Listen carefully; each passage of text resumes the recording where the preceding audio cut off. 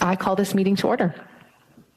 Bienvenue à la 64e réunion du Welcome to the 64th meeting of the Standing Committee on Indigenous and Northern Affairs. Our meeting is taking place in a hybrid format pursuant to the order of the House passed Thursday, June 23rd, 2022. Members will be participating from the room and over Zoom. Deliberations will be published on the House of Commons website. Please note that the webcast will show only the speaker rather than the entire room. Virtually, I would like to outline a few rules to follow. You may speak in the official language of your choice. Interpretation services are available for this meeting in French, English, and Inuktitut. You have the choice at the bottom of your screen of either Floor, English, or French, and I would encourage you to select that now. If interpretation is lost, please inform me immediately, and we will ensure interpretation is properly restored before resuming the proceedings. For Madam Chair, I'm so sorry to interrupt you. Somehow we are in camera, and we need to switch over the technology.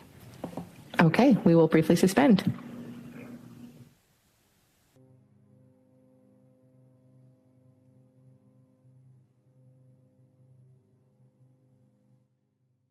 Okay. For members participating in person, proceed as you usually would when the whole committee is meeting in person in a committee room. Before speaking, please wait until I recognize you by name. If you are on the video conference, please click on the microphone icon to unmute yourself. Those in the room, your mic will be controlled as normal by the Proceedings and Verification Officer. S'il vous plaît, adressez votre intervention. Please address all questions and comments through the chair. Slowly and clearly. When you are not speaking, your mic should be on mute. With regard to a speaking list, the committee clerk and I will do the best we can to maintain consolidated order of speaking for all members, whether they are participating virtually or in person. I would like to ask the committee to consider the adoption of a budget for the restitution of land studies. That will be our first item of business today. You should have all received it by email. It covers costs related to our meetings, including witness expenses, meals, and telephone lines. So I would ask for your agreement. Now, do I have your agreement? There seems to be agreement around the room, Madam Chair. Very well, we will proceed. Secondly, there has been some interest in having an informal meeting at the offices of the Native Women's Association of Canada on June 21st to celebrate Indigenous Peoples Day. In order to have an off-site meeting, we would have to prepare a travel budget that would cover transportation and interpretation services. Is it the will of the committee to participate in such an event and instruct the clerk to prepare a budget? Yes, there seems to be agreement around the table. Madame Berube, would you, Mr. Vidal? Yes, there is agreement around the table. Great. We will pursue that. And now, pursuant to Standing Order 1082 and the motion adopted by the committee on November 21st, 2022, the committee is commencing its important study of the restitution of land to First Nations, Inuit, and Métis peoples. Today, we welcome Dr. Ellen Gabriel as an individual by video conference. We may also be hearing from Dr. Hayden King, Executive Director of the Yellowhead Institute, who may be joining us shortly. Dr. Gabriel, if you could begin with 5 minutes of introduction. Thank you. Before we start, Madam Chair, I'm so sorry to interrupt. Dr. King won't be joining us. He doesn't have the proper equipment for the meeting. Okay, thank you. So Dr. Gabriel, you'll be the only one on the panel, but I'll be very conscious of your time and energy. So I'll watch the clock carefully, and if we have to shorten things up, then that's what we'll do. So certainly signal if you need a break or anything. But if you'd like to proceed with your 5-minute introductory comments. Yeah, I just want to clarify, I'm not a doctor. That's just Dr. King. Okay. So I'm just going to greet you in my language. What kuna warado sa wagwago? Nyaoji daskuгarawi negi parliamentary committee. Tano what kuna warado yete nistan hunsa. Tano what kuna warado sangoyat dizu. Tano got since no sarasa oyer. So I just wanted to greet you in my language because that is one of the things that is related to land. And I just want to alert the translators that I might be veering off script, just so we begin. Thank you. So as Indigenous people, we have been living on reserves. These are tiny postage stamp sized pieces of land that the government has allowed us to live on and has set aside for us. And yet, settlers and their governments still want to chip away at our homelands. Our traditional homelands are millions of square miles, not a few square miles. So land back is about restoring our Indigenous laws, our relationship with Mother Earth, ourselves, and all our relations. If I may begin to talk to you about what is happening in my community of Kanesatake. Last week, Radio-Canada described how Kanesatake is, for all extents and purposes, a failed state. This is due to the collusion of the federal, provincial, municipal, and band council governments to deny us our rights to our lands and to steal our lands and sell them. Anonymous and brave souls in the community felt the need to hide their identities to denounce the gunfire, intimidation, and incapacity of the band council to apply the law in the face of extensive organized crime. We know that there are many things involved in this case, and we have been, I just want to say that Kanesatake has been abandoned by those who purport to uphold the rule of law, whether it's on the land issue or it's the dealing with the multi-generational trauma and addressing the lawlessness in our community. The federal, provincial, and municipal governments have thrown their hands up. And so we live in very precarious and uncertain and unsafe communities. The fact is, since the government has surrendered our community organized crime and allowed gangsters to shield themselves behind the appearance of defending Indigenous sovereignty, it is our responsibility to try and create some kind of governance, some kind of cohesion, which is impossible in the current state. Most of my life, I have been fighting for the land, our culture, our language, and self-determination and human rights. And this brings me back to land back. Land remains the foundation of Indigenous languages, cultures, the basis of our relationship to all our relations. It is, in essence, the pillar of our identity and governance structure. Any serious land back program that is determined to truly restore the dignity and health of Indigenous communities must situate land returns within a broader, multi-generational, and intersectional approach of restoring relationships, culture, language within Indigenous communities.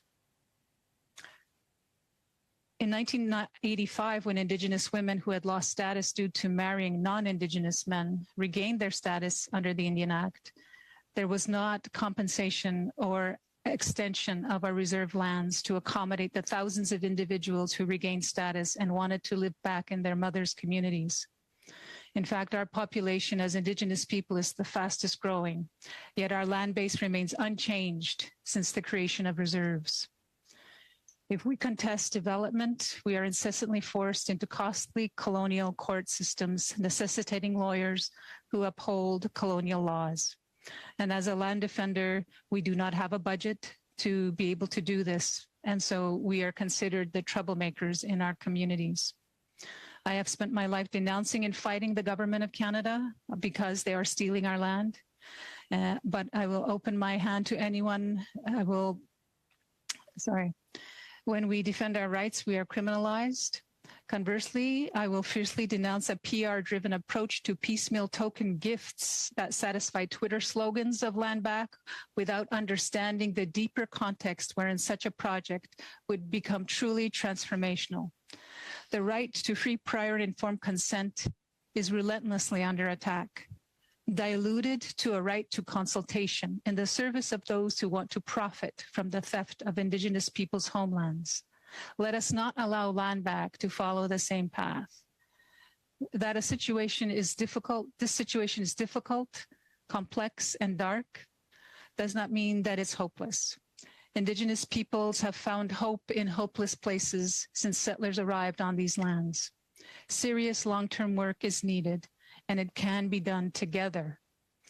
In closing, I would like to recommend that there be an independent investigation of Canada, Quebec, Oka, and the Mohawk Council of Kanesatake, its collusion to defraud the Kanien'kehá:ka of Kanesatake, our homelands, and our human rights. And I ask the question, whose sovereignty are we protecting? If there is a double standard applied to the human rights of Indigenous peoples and our rights to self-determination. Skana, Yawa, thank you. Thank you, Ms. Gabriel. It's an honor to hear from you. We'll begin our first round of questions, beginning with the Conservatives, with Mr. Schmale for 6 minutes. I'm actually going to jump in. It's Mr. Malillo, Madam Chair, as long as you're all Sure. right with that. Please proceed. Even if you're not, I think I'm going to do it anyway. So thank you very much. And thank you to our witness, Ms. Gabriel, for being here. We really appreciate your testimony so far, and obviously this is a very important conversation, and I just want to thank you for making some time to be a part of it here today. So a question that sort of arose locally for me. I come from Kenora, Ontario, the district of Kenora. There's 42 First Nations within that electoral district across treaties 3, 5, and 9. And one of the big concerns I continually hear is how difficult it is for the nations to not only to develop and build on their land, but they're struggling to be able to grow. They're limited, as you mentioned. I don't remember the exact terminology you used, but they're limited to that small square of land. And in Northern Ontario, we have no shortage of land. It's all around us, but it's quite difficult for the First Nations that I have the honor of representing to be able to access that in order to expand and grow. So as a result, of course, many people having to leave their communities. Sometimes they end up in in large urban centers, in a completely different world that unfortunately leads to a number of other challenges. But that's an aside. But the point of the question I wanted to get to, obviously we're having a very broad discussion on land back in terms of the growth of First Nations and sort of those additions to reserve. I also know that that's an incredibly long, drawn-out process. Do you have any thoughts around that specifically, and how the government can help make that a much easier process so that First Nations can have access to the land, a lot of it which was traditionally theirs in the first place, to be able to grow and expand? It's a good question, and I think it's probably the $22 trillion question, because we're talking about politicians who are concerned about their constituents' priorities, and Indigenous people are not the priority in Canada. It's pretty evident. We have spoken about the return of lands, which includes parks, national parks. I live in a community that is the oldest existing Mohawk community, and it was there long before Europeans arrived. And we have Oka Park, and the government has stated uncorrugatically that that piece of land is not part of the discussion for land back. Our traditional homelands need to be accessible. We need to have a say over what happens over those lands. But we do need to have the restoration of a community land base that provides sustainable development, sustainable economic security, but also food security. Not just for us as humans, but we hunt deer, we hunt moose, we fish. Where I'm from, you can't do any of that anymore because so much land has been taken for development.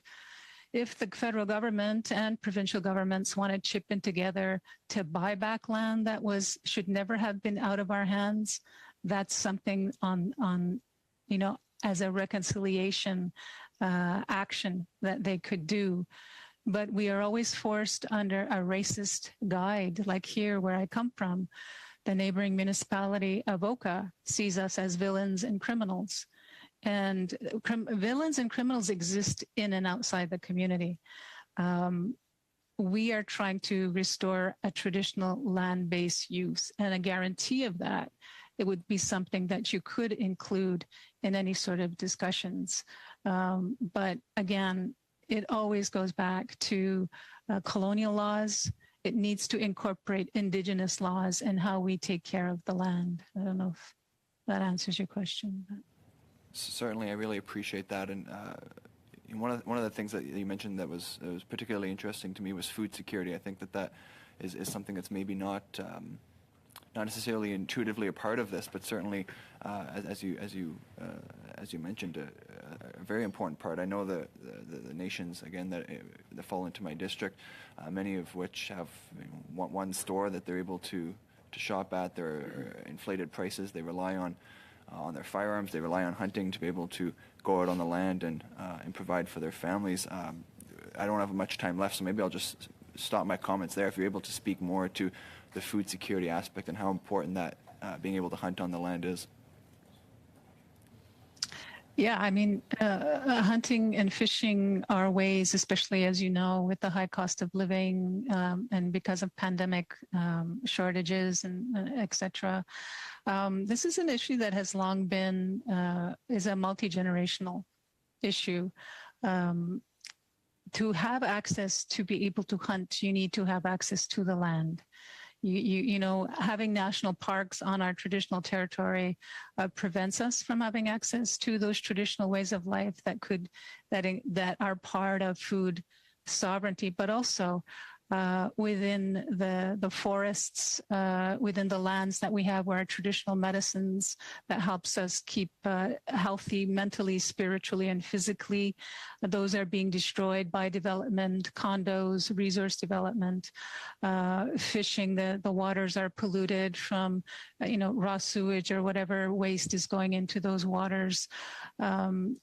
Everything that could be possible in a northern community is not applicable to my community. So you need to be aware that it's not one size fits all.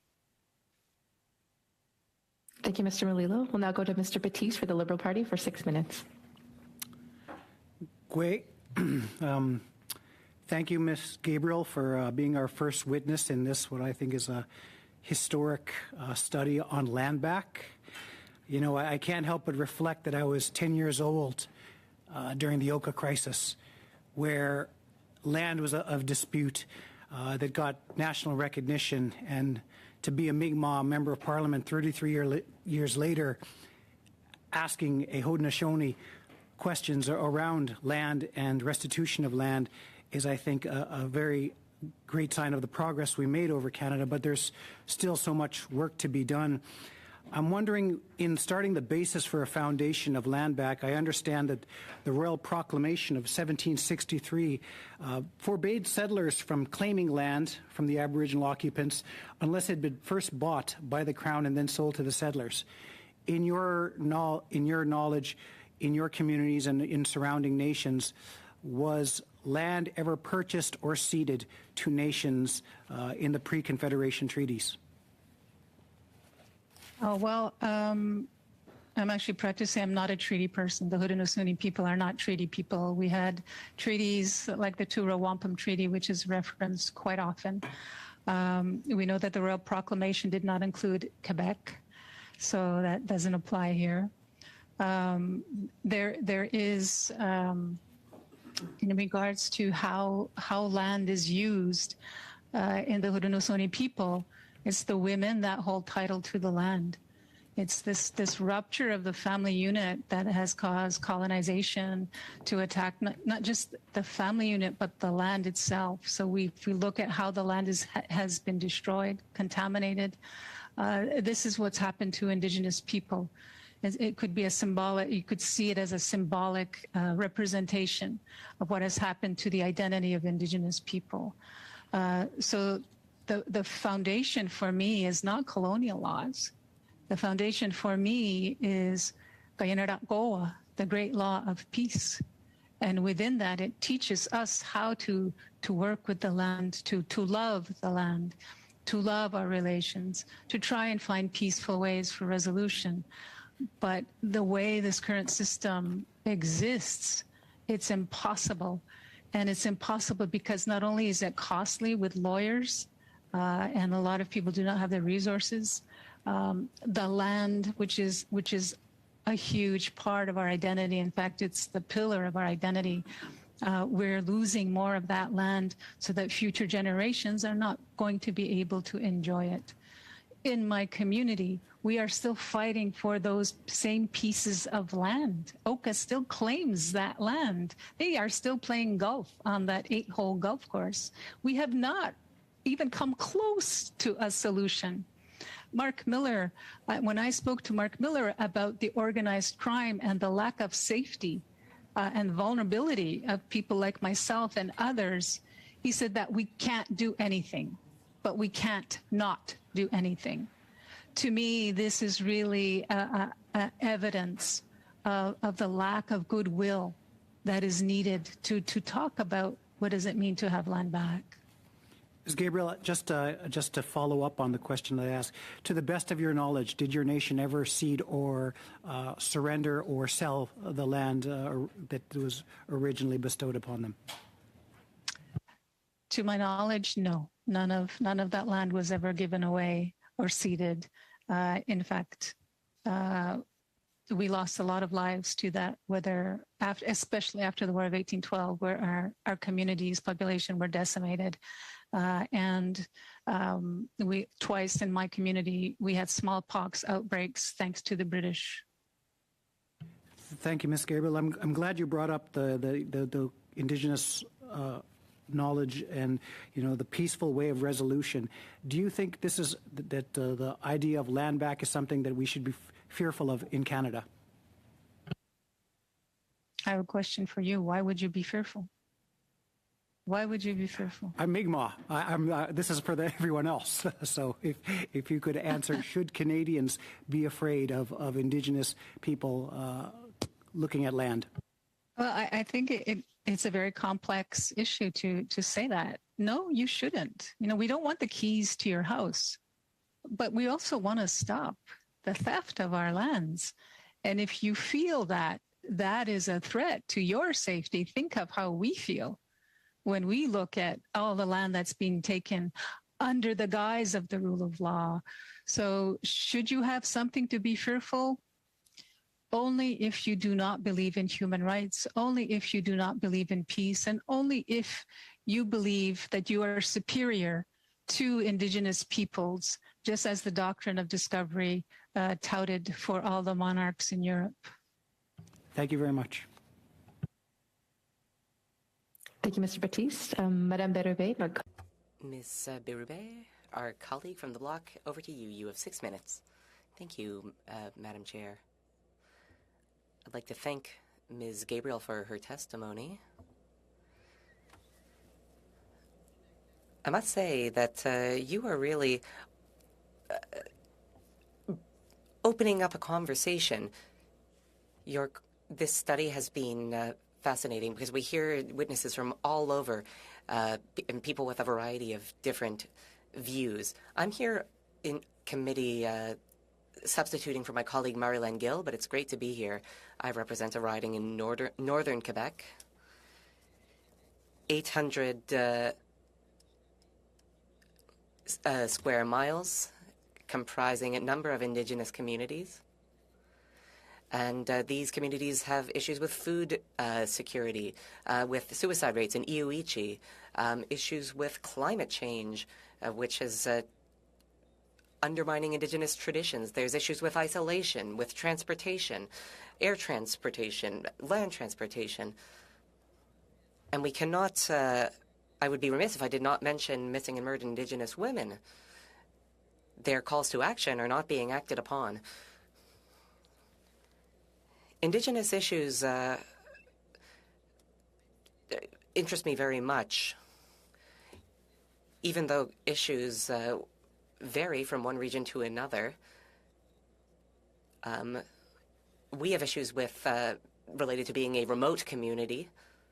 What are the issues that your community is going through that you have not had the chance to bring up yet? There's several issues. When developers come into the communities, there is an old uranium mine that was closed in 1980 that a company wants to open up. Included in the consultations are the Quebecois, our neighboring Quebecois.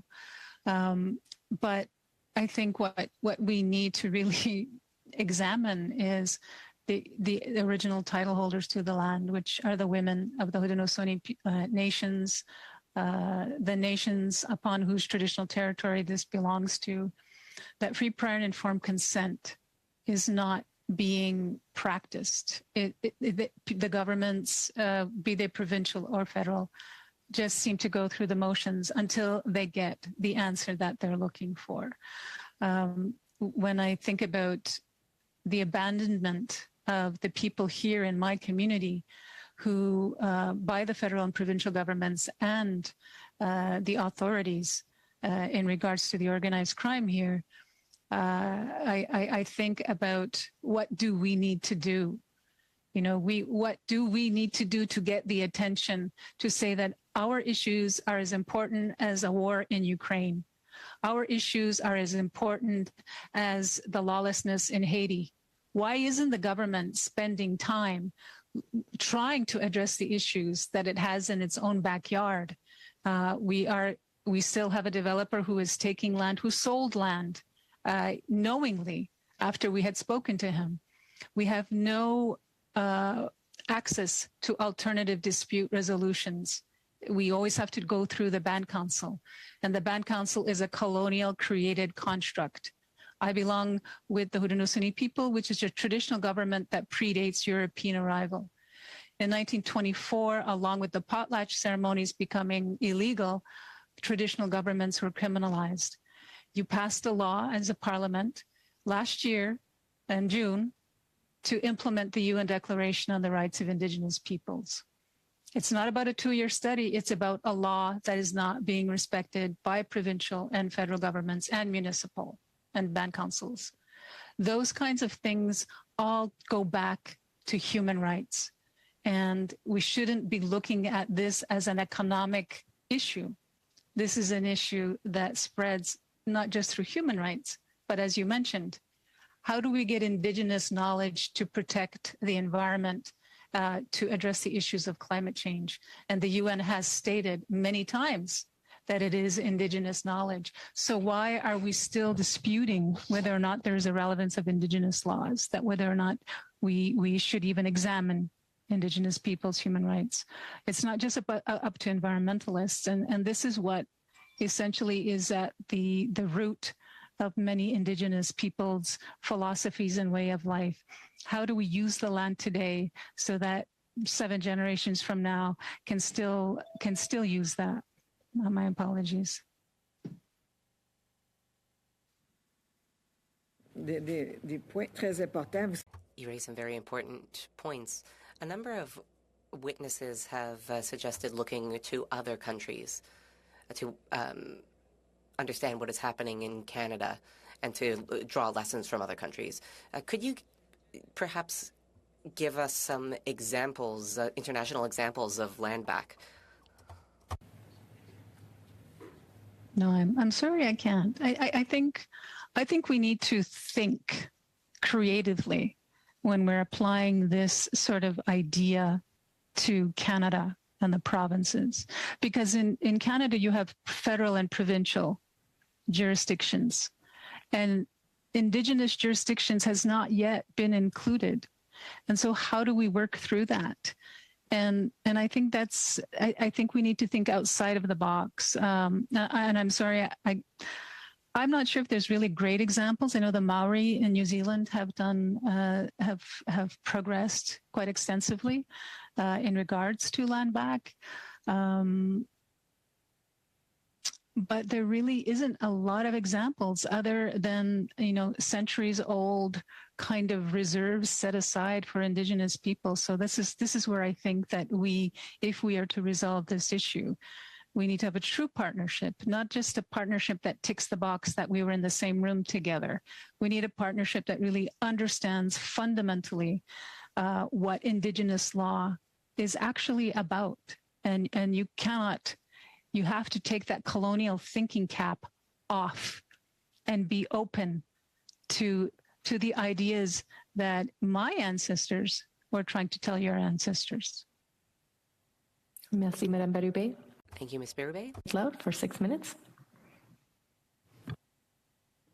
Koyaname, sivot lang makay okagomavunga atetok kingunego Dr. Hayden King kayakuyaw kanak semaniak po aksuaro to sa kuminak kaugarang mat atetok unikagak to unak titaw semaniak po. If you can, can you hear me now?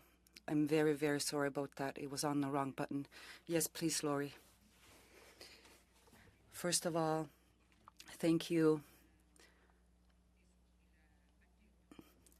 I would like to highly recommend Dr. Hayden King to be invited at the next session, because I would have loved to hear what he would have had to say. Please invite him again. And also, Ellen Gabriel, thank you so much for your presentation. And it's very good to see you again. And what you have just presented is extremely important. And unfortunately, you have had to experience very difficult situations. I have a question for you. The recommendation you posed earlier, could you please explain why you made that recommendation so we can understand better how important it is?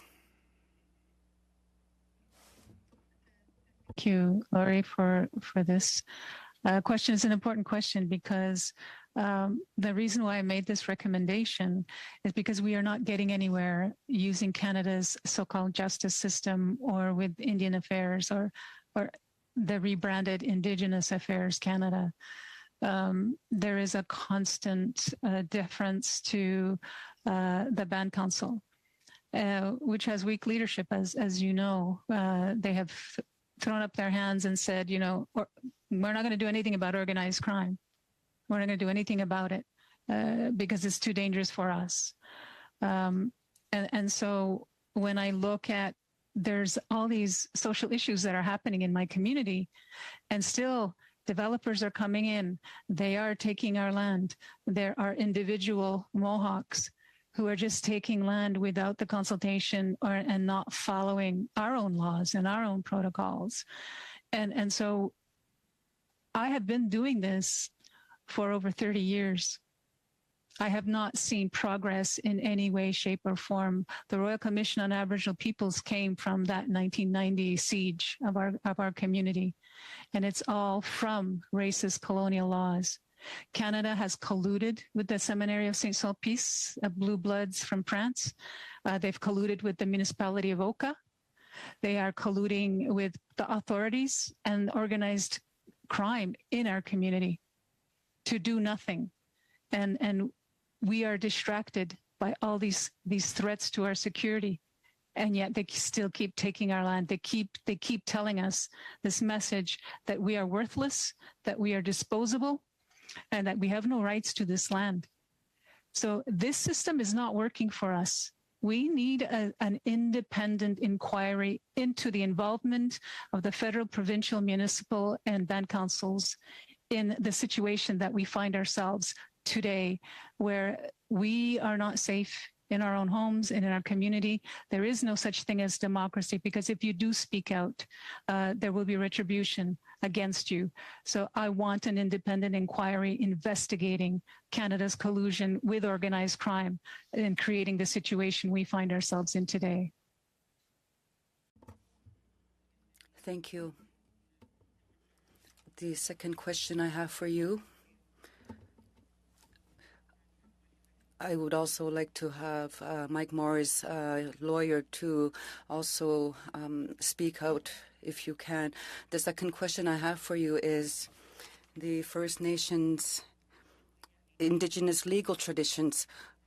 Should they be utilized again? So if you can briefly mention, as you mentioned earlier, do you have a recommendation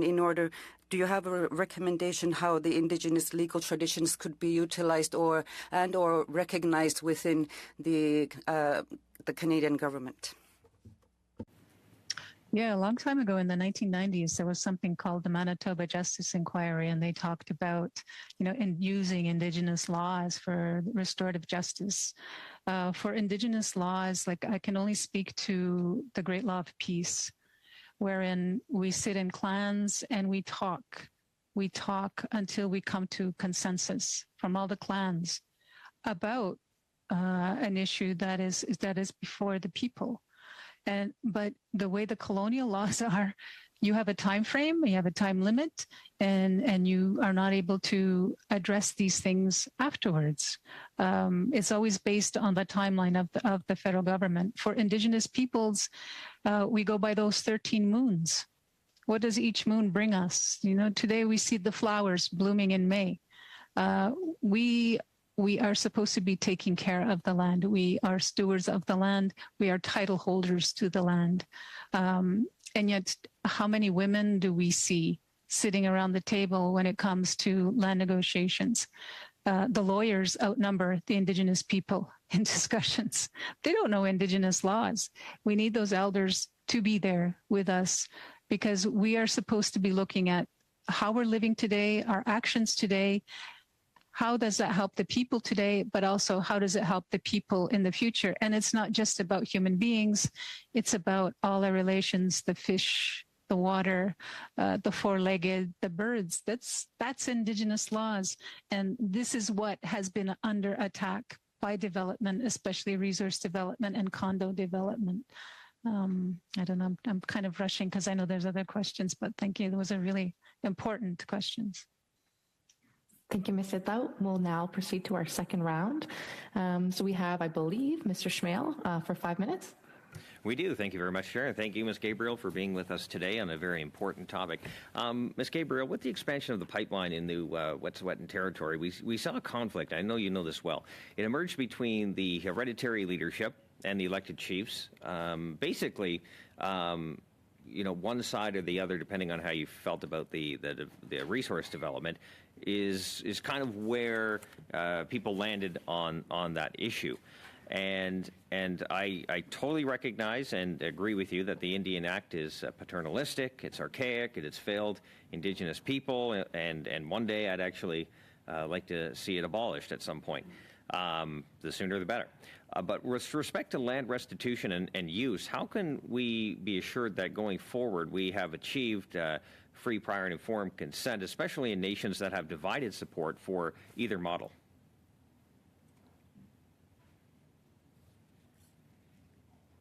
Yeah, it's a really excellent question too, and I think it's something I've been asked often. Let's get rid of the Indian Act, then treat us as nations.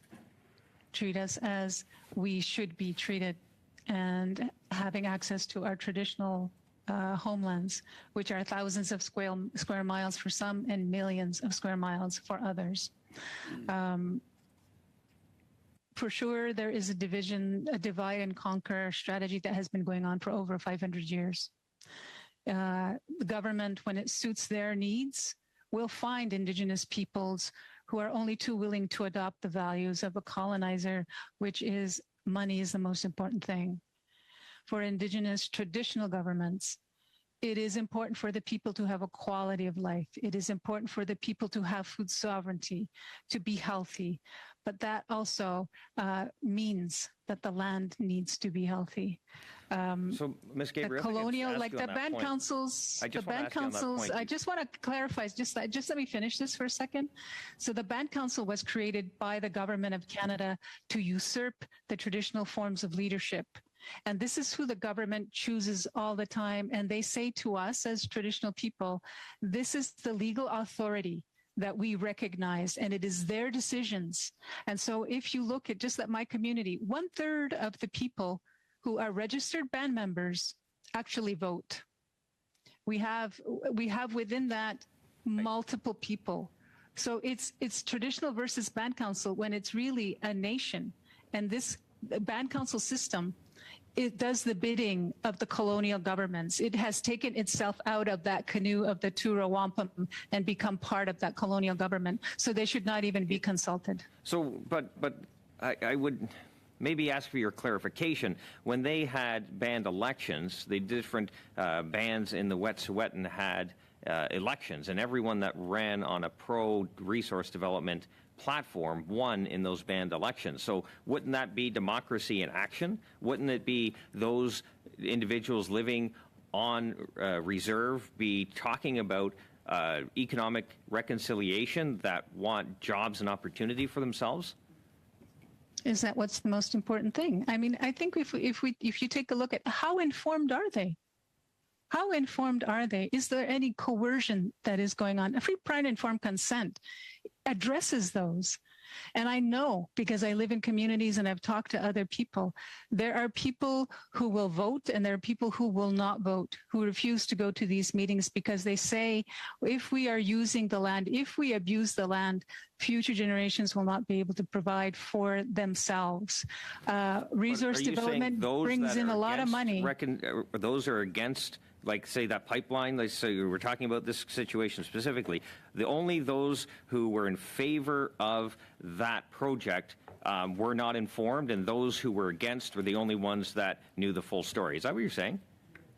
Not at all, sir. Okay. I was just making sure. I thought I heard that. Yeah. No, I think what you need to understand is that when the government says we're going to do consultations, if nobody shows up, they consider that consultations. What resource developers have done in the past is call the band office, ask for the Grand Chief, the Grand Poobah, and say, we want to do this. Do you agree or not? And it's just a telephone call sometimes. So it's not just on the government's back, it's also on the developer's back. And what is happening is there's no respect for Indigenous law, which says we must fight to protect the waters, the fish, the birds, the lands, everything, so that there is going to be a sustainable way of life in the future. As it is, the majority of water that we see is either not drinkable, so we have to put it through a sewage system. I'm not going to speak on behalf of the Wet'suwet'en, but I do know that this is not this is not a definition of democracy. This is more a definition of good business practice than anything. And even then, it is sorely lacking in good faith and goodwill. It is really about the money. And at the end of the day, as I'm going to use a cliche, you can't eat money. So those of us who are land defenders, we are viewed as the troublemakers. We are viewed as the unreasonable ones that don't want to progress. I'm progressing here. I'm here in front of you using Zoom. It's not that I want to live the way my ancestors lived, not at all. But I do want a safe and healthy environment for the children and youth to be able to grow up. And I don't think living beside an oil refinery or tailing ponds because of resource extraction is a healthy way. I don't think that attacking the salmon run is also a very smart way, an intelligent way of the use of land. Thank you, Mr. Schmale. We'll now go to Mr. Aldag for 5 minutes. Great, thank you. And I wanted to thank our witness for being here and for sharing your insights, your experiences with us today. It's very important for us to hear from a variety of perspectives, including yours. I think that from the questions we've seen already from members around the table, you see how complex the ridings are that we represent. We've seen Lori, who has a territory with a specific agreement in place. We have large areas like Mr. Malilo represents with many Indigenous communities, and then we have areas like the area that I come from, which is metropolitan suburban Vancouver and BC's Lower Mainland. And I think it's probably closer to the situation with our witness, where there's a lot of occupied land, a lot of settled land, and not many opportunities for the three land-based nations who live on the area that I'm in to seek reconciliation, economic reconciliation, to pursue land-back opportunities. And so I would like to get some thoughts from our witness about, in these areas, these metropolitan areas, what are the opportunities for land back? How does that work? And in particular, in your opening statements, you had talked a bit about, referenced national parks, and again, by way of context, prior to my career in politics, I'd spent over 30 years with Parks Canada in a number of national park settings, and I would say there were some good examples and some not good examples about things like co-management. I also had served on the Environment Committee, and where we did a study on protected spaces and looked at and made recommendations to the government on other forms of protected areas other than national parks, things like Indigenous protected conservation areas. And so right now, Parks Canada has been tasked with things like pursuing urban national parks. And this is something that I'm very interested in the area that I represent. And speaking with the three land-based nations, the Semiahmoo, the Kwantlen, and the Katzie nations, about what the economic opportunities are, what the land opportunities are. And so I'd like to go to our witness and see, if you think that in situations like we live in these settled areas, the obvious sometimes we go to is monetary compensation, but are there other means of getting land back that may not necessarily be part of expansion of existing reserve lands or new reserve lands, but is there room for other models? And the last sort of contextual piece I'll give is that in the study that we had done in the 42nd Parliament, there was some information from Australia that had come that talked about the return on social investment related to protected areas far exceeded the investment that was going into social programs. It actually helped with a lot of healing that needed to happen within the Aborigine community in Australia.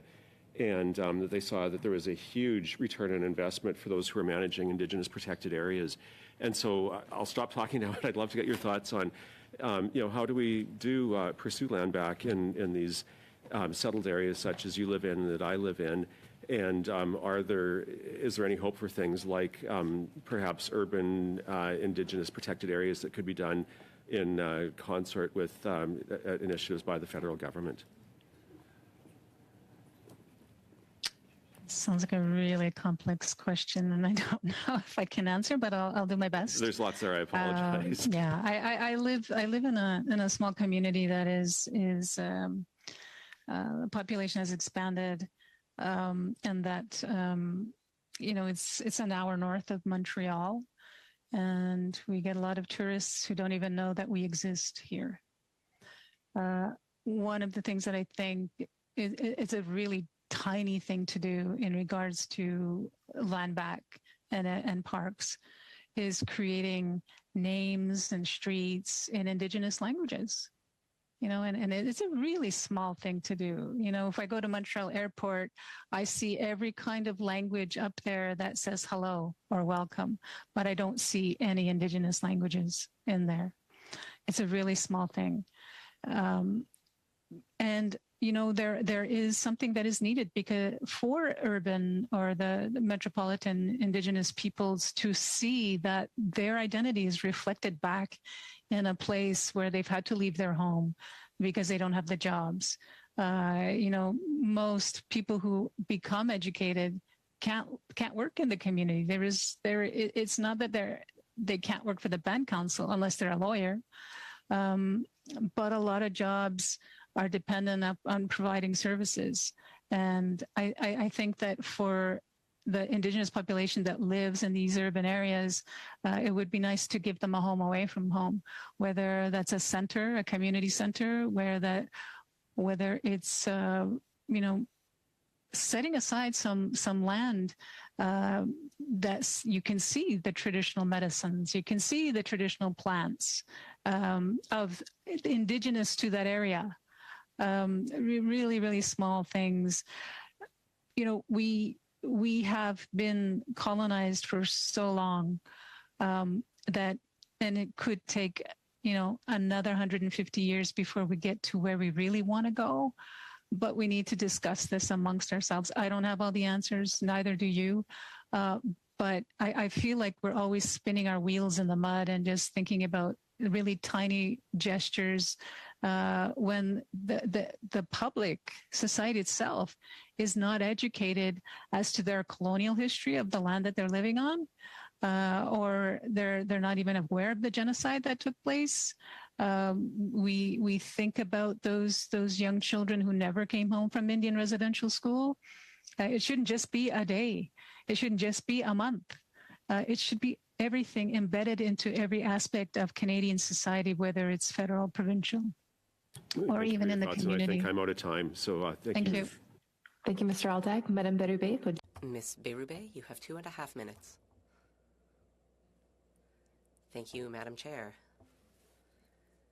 Earlier, when answering one of my colleagues' questions,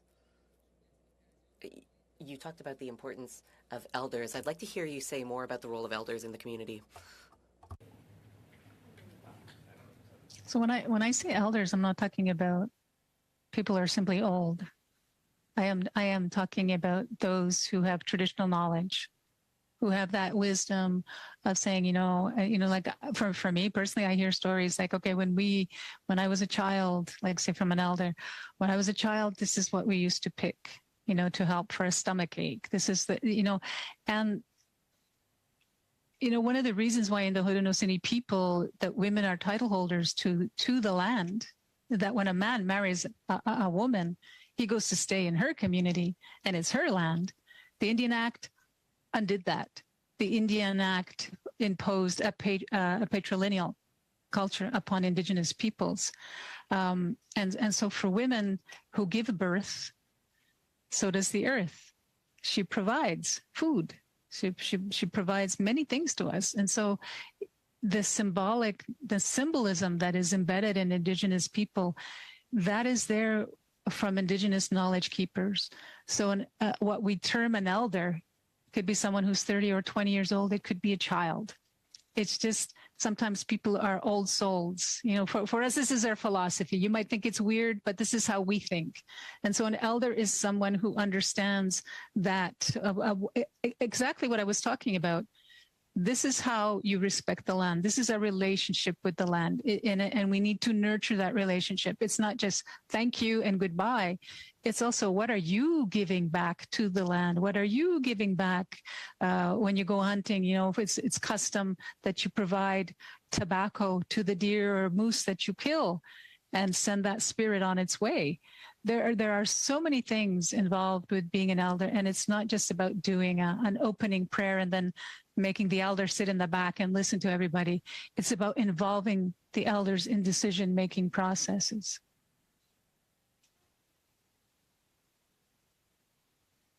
Merci, Madame Berube. Thank you, Ms. Berube. Thank you. I was going to table this, but I have a question rather. Besides the question I tabled earlier, I know for a fact in Nunavut, the Baffinland Iron Ore Mines Corporation, and having this understanding, I have a question for you regarding mining activities or First Nations who support mining activities for the purposes of, because of the lack of employment opportunities, because there is a lack of federal government support, lack of housing, lack of support from provincial governments. The mining companies are seeking support from the communities. Do you agree with this? So I'm asking you this. I'm not sure if the translation was correct, but you're talking about whether the mining companies who are seeking consent within the communities are doing the right thing. And I think if you could just clarify. No, I didn't ask you that. I'm asking you, for example, you're here to speak. I mean, do you know if Indigenous people are supporting mining activities through monetary benefits? But we all know that Indigenous people who support mining activities, and it is because there is a lack of other employment opportunities, because there are no other sources of income and or support, because there is a lack of proper support from the governments. So they are seeking employment. So do you have the same understanding? This is my question. Okay. Yeah, I mean, I think that this is what developers and mining companies do. They know that there is economic depression in a lot of the communities, whether they're remote or not, like my community, you know, and they manipulate Indigenous people using the economic and job argument, and it's like for Indigenous peoples from that community, you know, please excuse the expression, we're just going to be pushing wheelbarrows. We don't have the high-end jobs, and we are shooting ourselves in the foot because when the mining company is gone and through and they've contaminated our water, they've polluted our lands, what do future generations have? Nothing. But to be living in a polluted environment, and this is what I constantly hear. There's the old uranium mine. There's a company, Neocan, that wants to open it up. They're going to be using over 2 million gallons of water a day. We use aquifers. I have water from a well, and that's in jeopardy. But the mining companies have more rights than we do. They have more rights than a hospital. So there is something extremely wrong with this picture. That's why I'm calling for an independent investigation into the colonial laws that allow this kind of corrupt activity that decimates the environment. And yeah, sure, we want jobs. We want to be able to buy nice things for our family. But at the end of the day, we are jeopardizing the health and the prosperity of future generations. Thank you very much, Ms. Sidlow.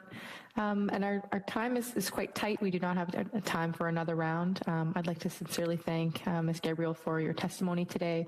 I really appreciate what you've offered for our opening day of this incredibly important study. And so thank you so much for your time and your efforts. We will briefly suspend as we set up for our second panel.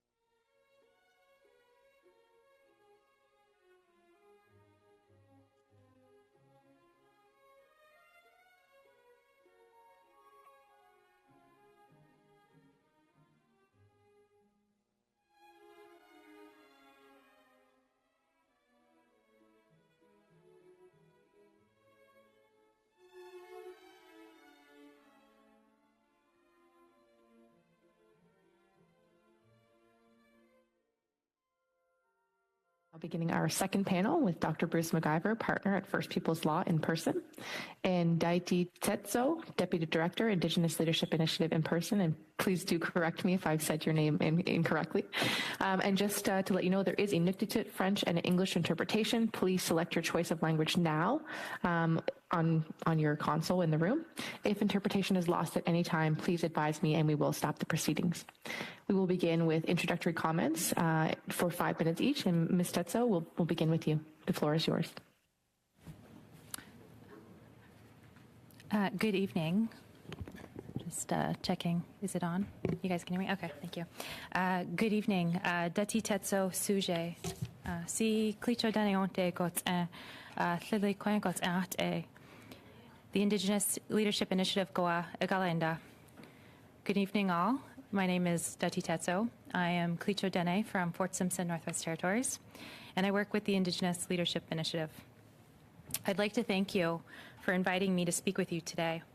The subject of this study is an important one, and you all have a unique responsibility to advance the dialogue in a meaningful way, and I very much appreciate the opportunity you are creating for Indigenous voices to inform your report and the broader conversation around the restitution of lands.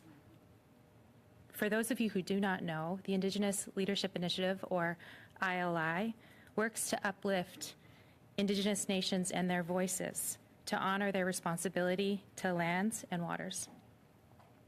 From our perspective, Indigenous-led conservation and stewardship can and should play a critical role in the path and the dialogue towards reconciliation and the restitution of lands. One central example are Indigenous Protected and Conserved Areas, or IPCAs. These places that are identified by Indigenous nations according to Indigenous values and authorities. The Indigenous Circle of Experts in their landmark 2018 report highlighted IPCAs as lands and waters where Indigenous governments assert their rights and responsibility to protect and conserve ecosystems through Indigenous laws, governance, and knowledge systems. Culture and language are the heart and soul of an IPCA. Indigenous guardians are another expression of nationhood that strengthen relationship to land and honor the sacred stewardship responsibility of Indigenous peoples. Guardians are nation building and are an opportunity for Canada to work in partnership with Indigenous communities across the country. There are positive returns on the investments into Indigenous-led stewardship and guardian programs. Early research in the NWT has shown that at minimum, for every dollar invested, there can be a 2.5 return on that investment, with the potential to go as high as 1 to 4. And in fact, research out of coastal BC showcases that this return on investment can be as high as 1 to 20. The returns on investment are directly linked to the transformative potential these programs have and the positive rippling impact across a wide range of socioeconomic sectors of our communities, like health, education, governance, reconciliation. I have witnessed and experienced these benefits firsthand. Critical to moving forward is how Indigenous communities are being funded to ensure their leadership in this work in a manner that ensures sustainable outcomes. Discussions like innovative financing opportunities underway in the NWT are one example of a new partnership-based tool that can offer part of the solution. But investments by the Government of Canada is essential to success. Addressing ongoing funding in a meaningful way would transform our country. There's a growing movement of IPCAs and guardians in Canada. In fact, Indigenous nations from across the country are gathered here in Ottawa this week to learn and share experiences at the National First Nations Guardians Gathering, co-hosted by ILI and the newly established national network. The energy and the excitement is growing, and it is evident in that room.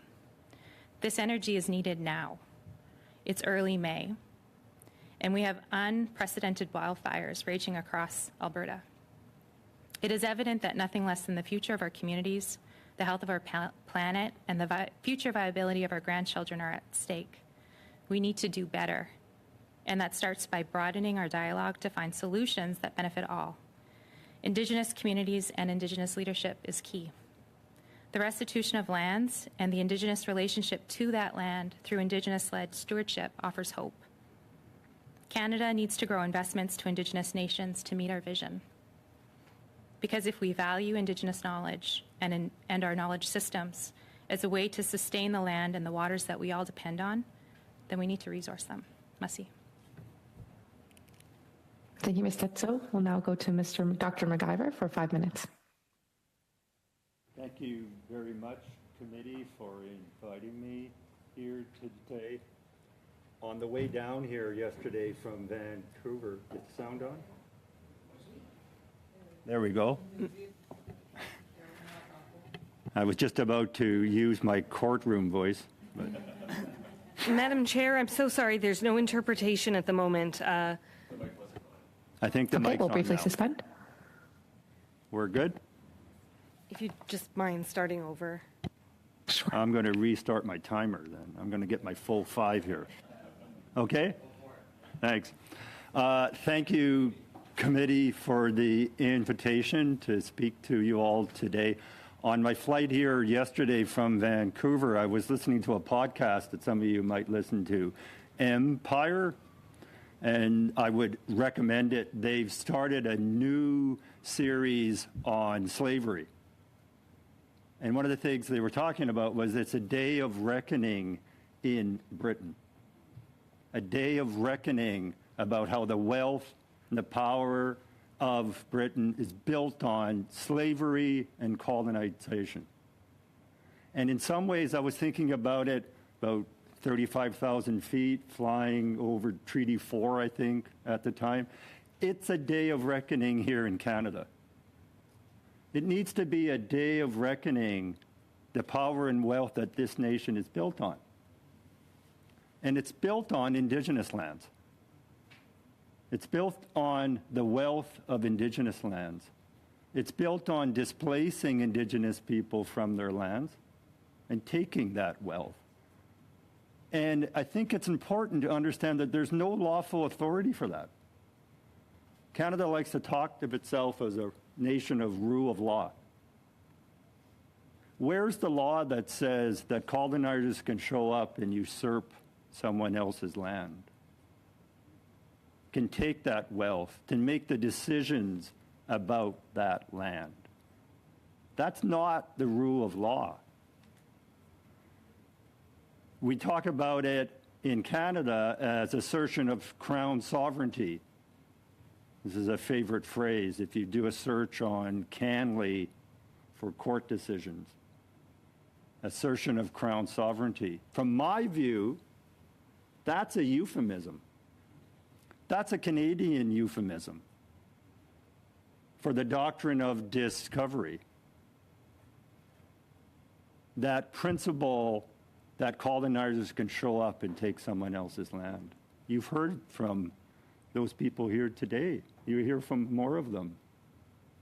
I think what happens, what needs to happen, is that we need to unpack that.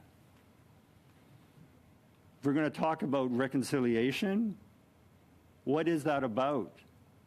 It can't be reconciliation based on a lie.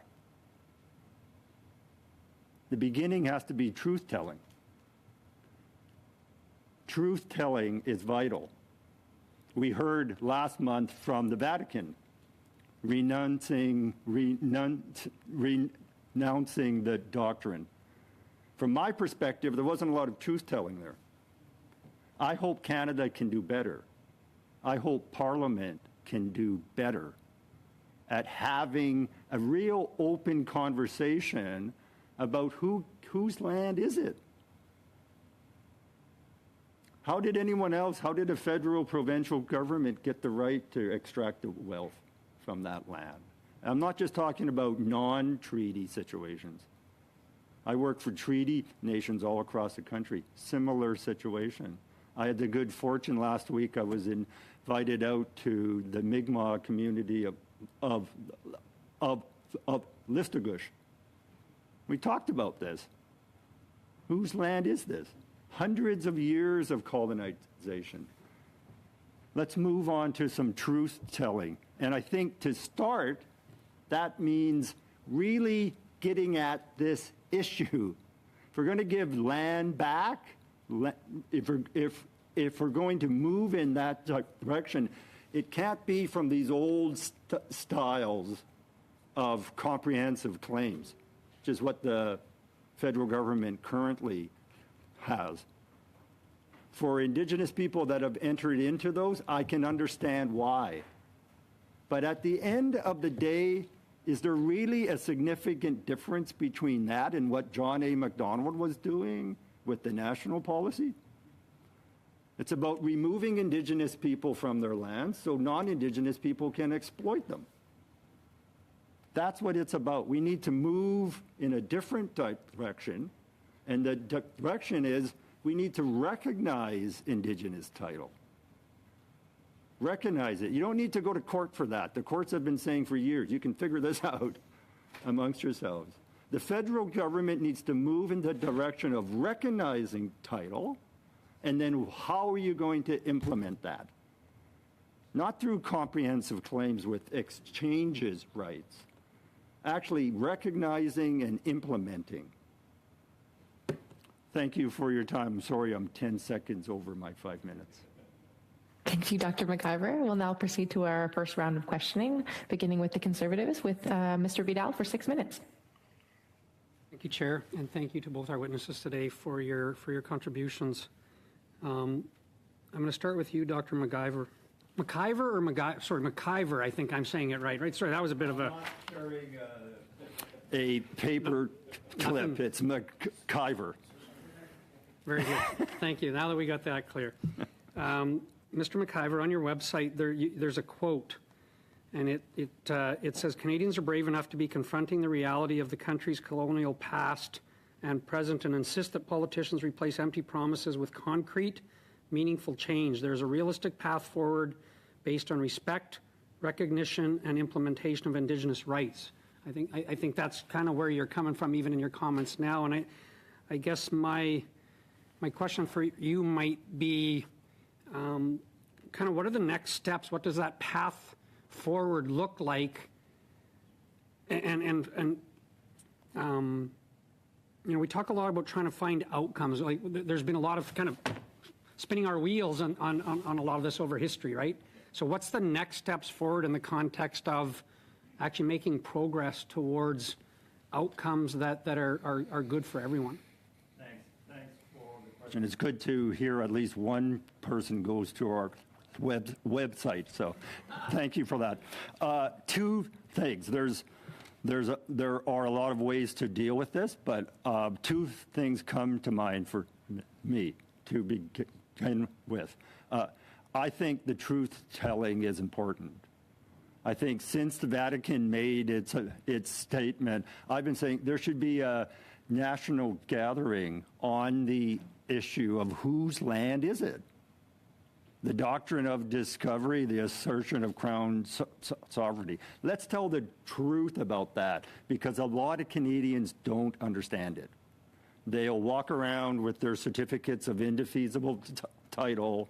They'll be very excited about how their property values have increased. They don't know what that's based on. So I think truth-telling to start. Second, and I've been talking to the minister's office about this, the federal government should move ahead recognizing title over specific parcels of land. It can do that. It doesn't need a comprehensive claim. You don't need to force Indigenous people into court for 10, 15, 20 years for Aboriginal title. They can actually reach agreement recognizing title, Indigenous title over land, and then implementing that. That is a doable thing. And we should move in that direction. I think it would be very important. You want Indigenous people from across the country, not just the Chilcotin, who can stand on title lands. I think every Indigenous people in Canada have a right to the same thing. Thank you. I'm going to switch gears a little bit, just because I know your background as a lawyer. You were talking about looking up legal cases and whatever. And I want to talk a little bit about the addition to reserve process that exists now. And I know when I was first appointed as the critic for one of the files, I got a presentation or a briefing from the department, and what I was actually astonished by was how long the actual expected process was for the different, specific claims or the different types of things. But on the addition to reserve process, if I understand it right, there's kind of three kind of main reasons why an addition to reserve is moved forward. There's a legal obligation, there's a community addition or growth, there's a tribunal. I mean, there's reasons for this, but the process is taking so long, and even though the process has been changed over the last few years, it still takes such a long time.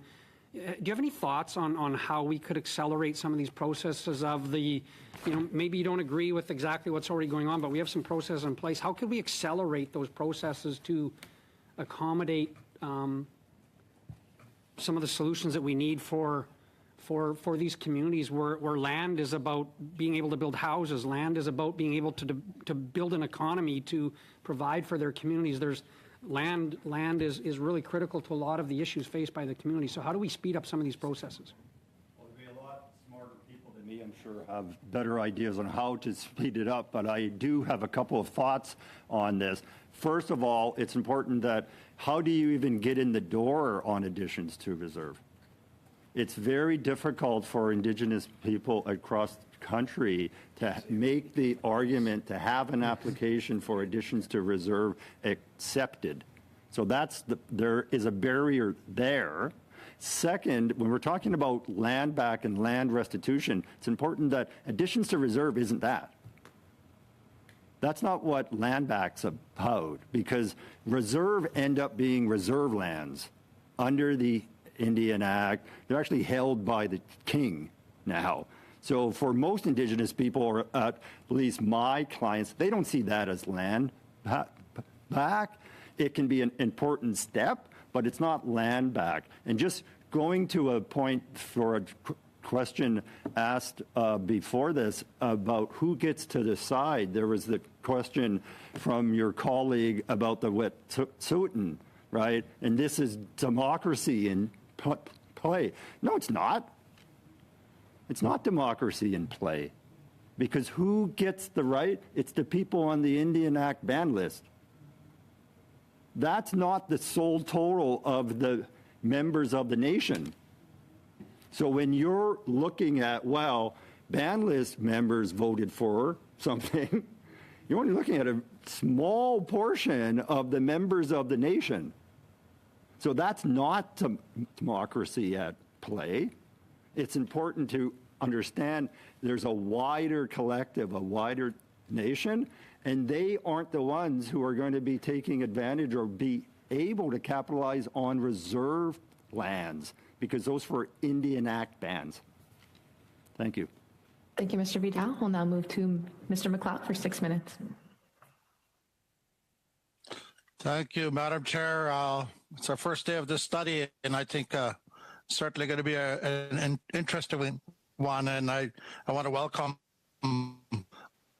our presenters today. And I want to ask my first question to Dr. Madam Chair, I'm sorry, there's a from point the of Northwest order. Territories. Yes, point of order. Le son est mauvais. Mr. McLeod, we're just worried about the sound quality. You're kind of cutting in and out a little bit. I'm wearing the headset. It seems to be better. If you want to proceed, we'll see how it goes. Okay, can you hear me now? Okay, we'll try again. First, I'll start by thanking the presenters. My question is to Dottie Tetzel regarding the initiative that she's involved with. She's from the Northwest Territories, where I'm from also, and we have 15 tables, negotiating tables going on right now, and they're all focused on protecting a way of life for Indigenous people. And many Indigenous governments have voiced concern over land tenure or land quantum being offered by the government, whether it's territorial or federal, in the process.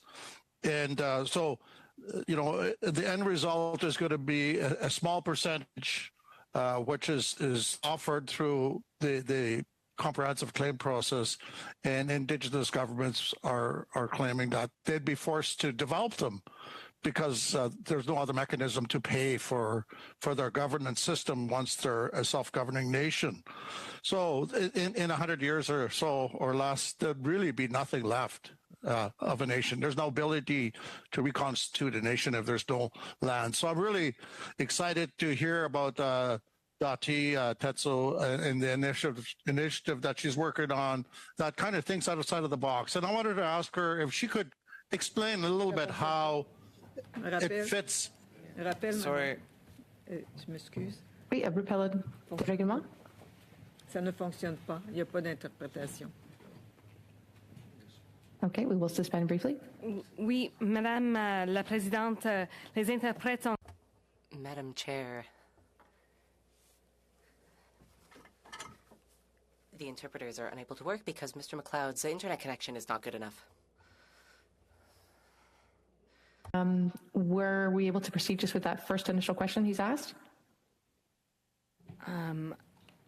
Je ne pense pas. I don't believe so.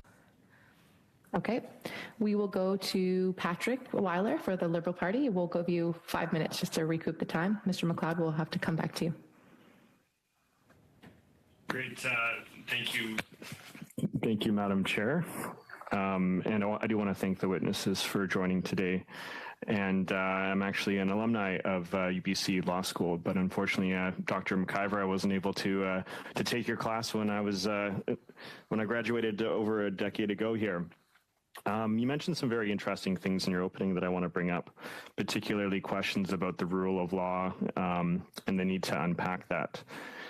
And I think one of the really challenging things that we need to discuss as part of the study is that there's very different perspectives on what land ownership means. For many Indigenous cultures, land ownership is owned collectively.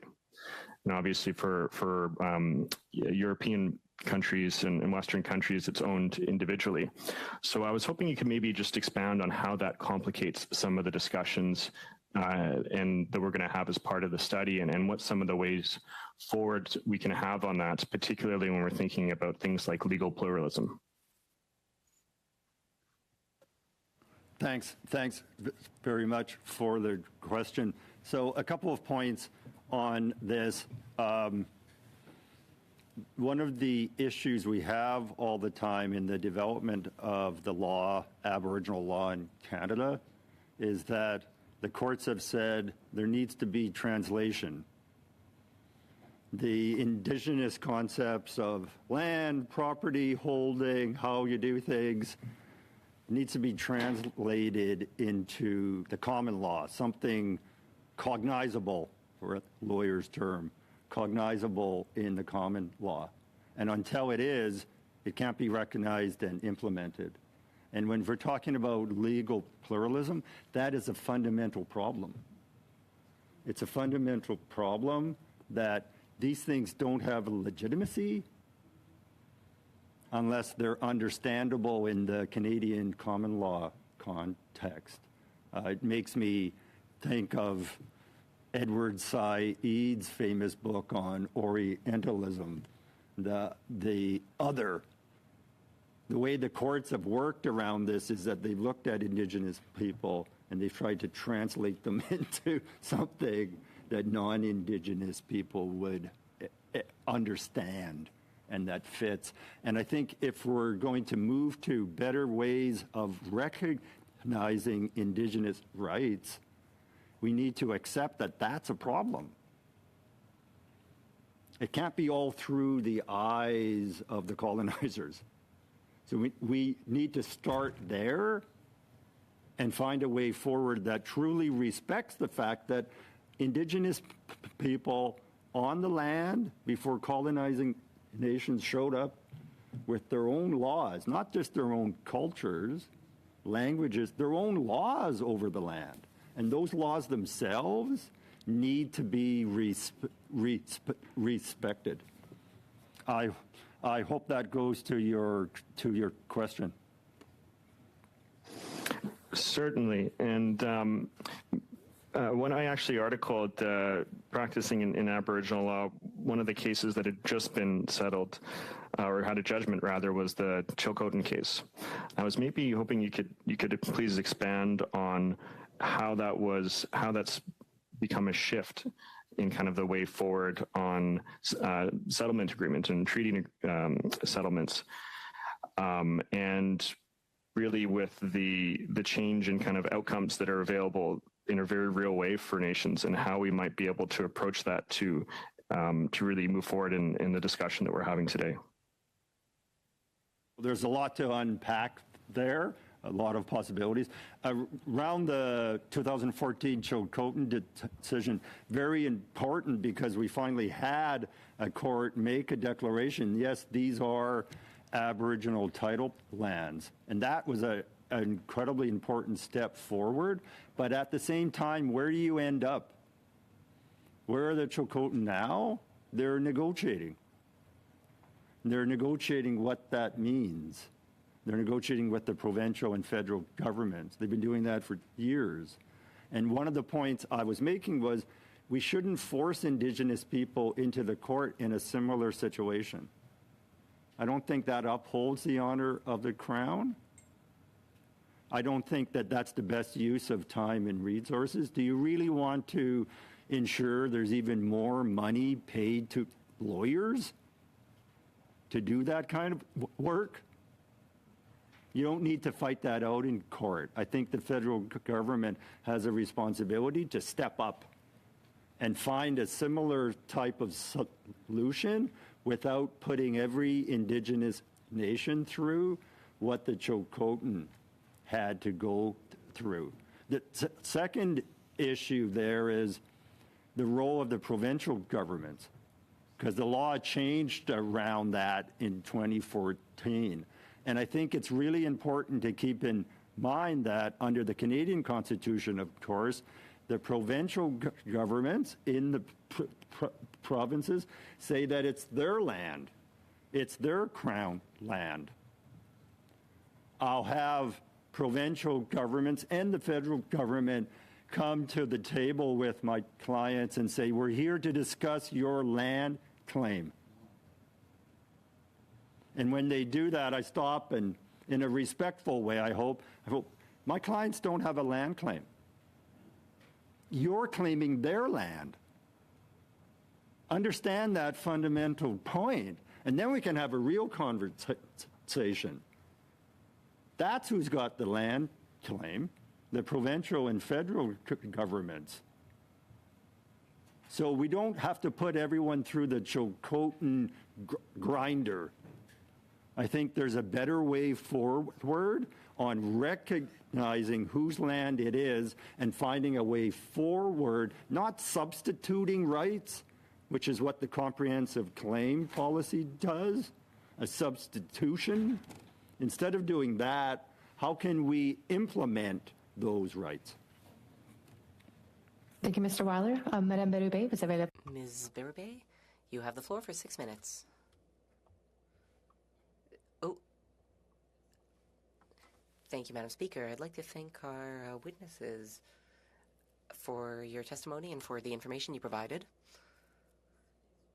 Now, we often talk about Indigenous rights at our committee, regardless of what topic we're studying. Almost invariably, witnesses come before our committee and talk about Indigenous rights. So I have a question for Dr. McIver. Sorry if I didn't pronounce your name correctly. Is that all right? Can you not hear me?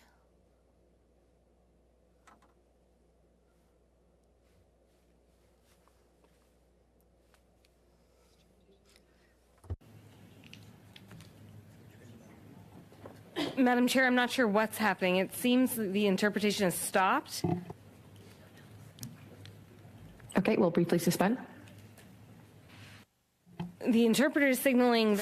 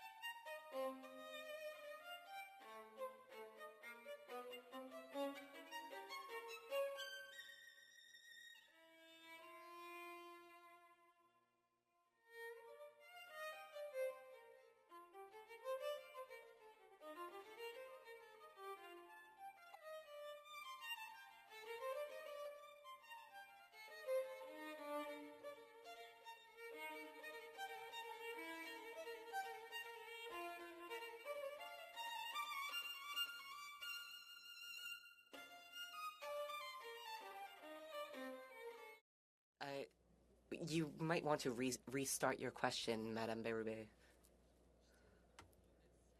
Okay, well, first, thank you for being here today as witnesses because you provide us with essential information.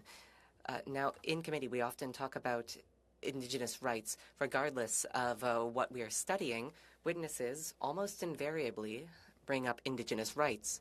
So I would like to ask you, Mr. McIver, and I hope I didn't get your mangle your name too badly. I'd like you to give us an overview of this. Perhaps a historic summary of the notion of Indigenous rights and the current modern notions. Could you talk about the role Indigenous rights play in discussions on restitution of land? Thanks, and sorry for the malfunctioning there. My mom would be embarrassed. She's from an old French family that spoke French for 350 years, and I'm the first one that can't. So on this point, I think it's really important to have in mind the difference between Indigenous rights and Aboriginal rights. You know, Indigenous rights are the rights of Indigenous people that they've had before colonizing nations appeared on their land. They're based through their own laws. Aboriginal rights, when Aboriginal title being one of those, that's the construction of Canadian courts. Canadian courts have created this body of Aboriginal rights under the Canadian Constitution, under Section 35. Not far from here, I was walking up, there's a statue of, I guess it's supposed to be an Indigenous man, you've probably seen it, shooting a bow at an arrow at a deer. From my perspective, the way the Aboriginal rights have developed, it's often along those lines that Canadian courts have looked at Indigenous people, have tried to figure out what's essential about them as a distinctive culture. Let's preserve that, their Aboriginality, and then we'll protect that under Section 35 of the Constitution. And I think there's a fundamental problem with that, because it comes back to translating who Indigenous people are and their rights into a form that is recognizable. We often talk about Section 35 of the Constitution being an empty box.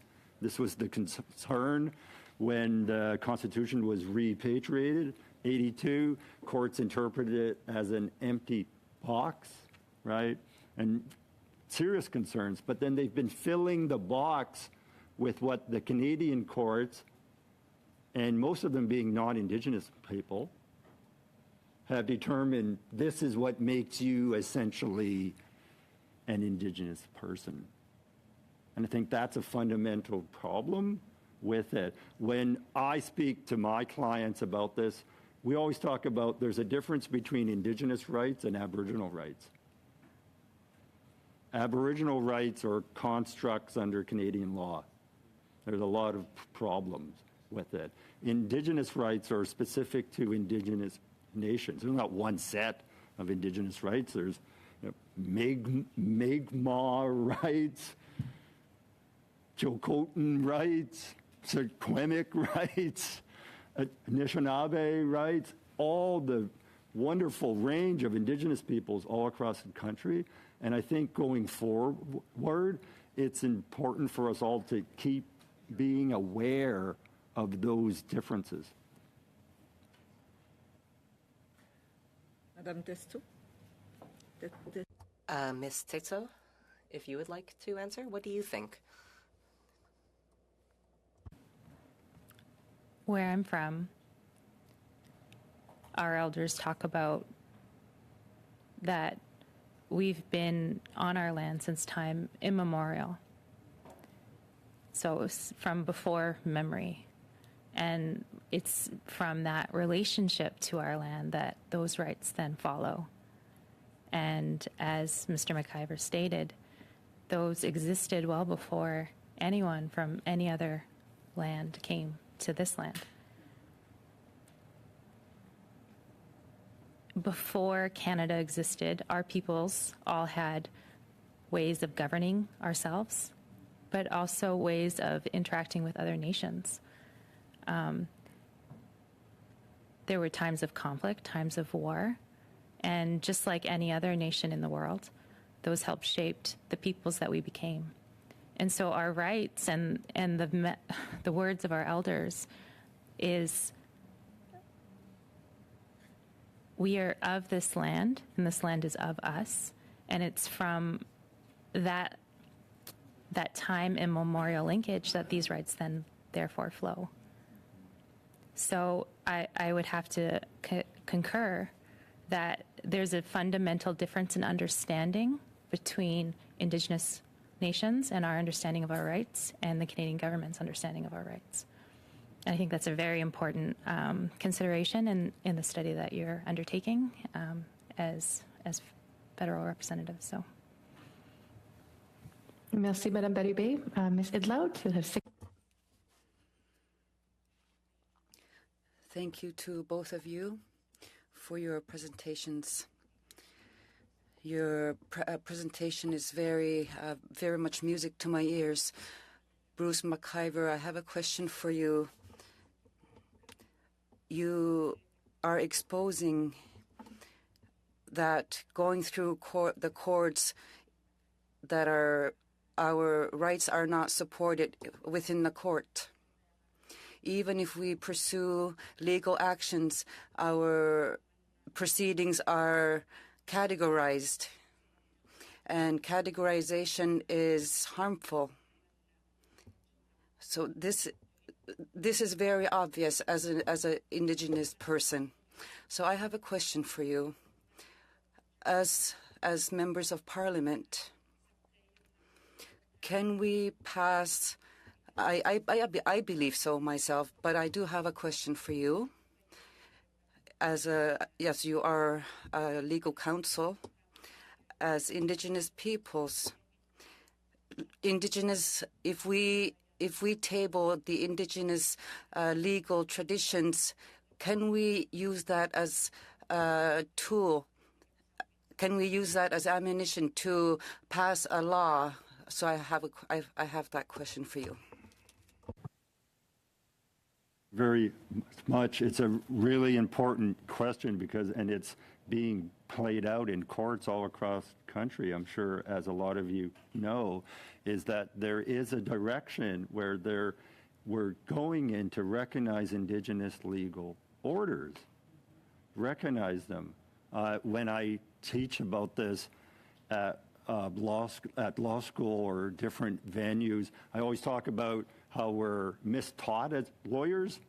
I know that'll come as a surprise to most of you, but we're taught a lot of things that I think are wrong now. And one of them I remember in law school was that, all decision-making authority, all law-making authority has to be connected somewhere in the Canadian Constitution, either Section 91 or Section 92, either the provincial or the federal law-making authorities. That's wrong. That's wrong at Canadian law. It's really hard speaking to government representatives that don't recognize that. I've got a file on fisheries in Atlantic Canada, trying to convince federal government representatives that the Mi'kmaq have their own lawmaking authority. And you'll get a conversation where, well, wait a minute, we've got to delegate them some lawmaking authority first. That's a fundamental misunderstanding of the law. So I think where we need to get to is government officials recognizing it and courts recognizing it. That yes, you can rely on these legal traditions and principles. It's starting, but it's very slow and needs to move faster. Thank you. I think what is possible is that parliamentarians, we can introduce a bill that effectively recognizes Indigenous legal traditions. what do you think would be the most effective way to ensure that as parliamentarians, when we're sending signals to our governments that we want to recognize Indigenous legal traditions, what is the best way to do that? Point, we live in a parliamentary democracy, parliamentary supremacy. Parliament can move ahead and do these things.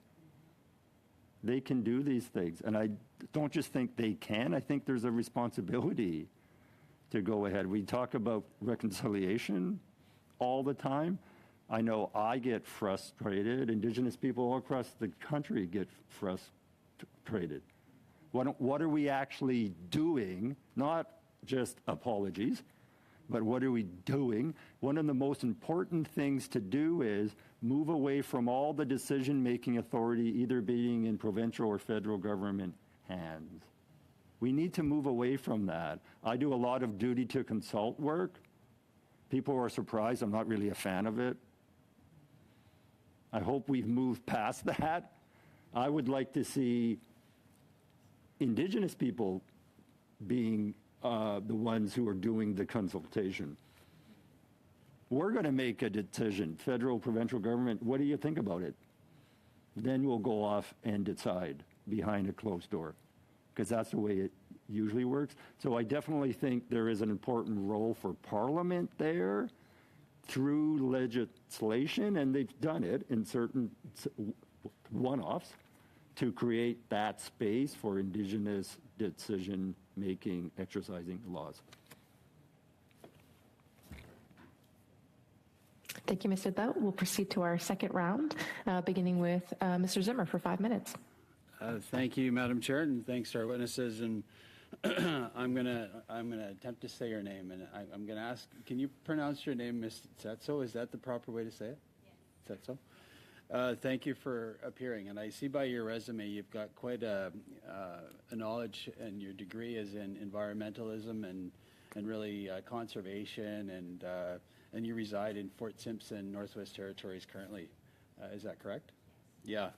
And we have a common interest that way. I represent a co-chair of the Parliamentary Outdoor Caucus, where we our endeavor is to cross party lines really represent people that fish and hunt and sport shoot, etc. And one of the concerns that we've been hearing from many folks across Canada has been losing access to fishing grounds and hunting grounds and things like that.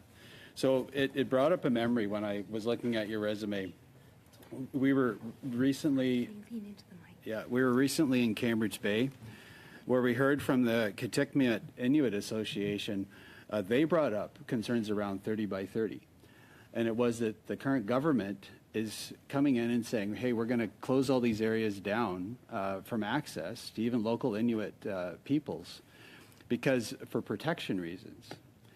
And I thought it was an interesting twist, because here's a government that's supposed to be, kind of turning over, access to First Nations and Inuit populations. And here's an Inuit association coming to us saying, hey, we're concerned about getting shut out of our own backyard. And this kind of goes on, previously this government said that they were going to listen to territories and governance, and yet they implemented a moratorium across the entire 3 territories without even asking any of the territories whether they could do it or not. And I think it's this kind of Ottawa knows best for the territories, and it kind of is being perpetuated, even though it's under the guise of protection. So can you speak to that, and maybe your own knowledge about maybe some of those concerns locally in the territories? Yes, thank you. Just checking to see if you can hear me. So you're right. I come from a strong conservation background, but I just want to maybe reorient your perspective around conservation, because while I come from a strong conservation background, it's from the perspective of Indigenous communities. And our communities,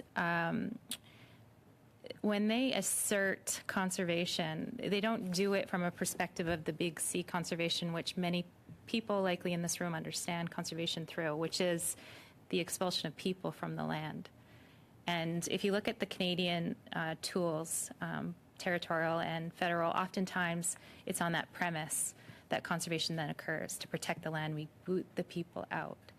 And from the perspective of our communities, that is that's actually very much in conflict with the way that we see land and the way that we assert protection and stewardship responsibility to our lands.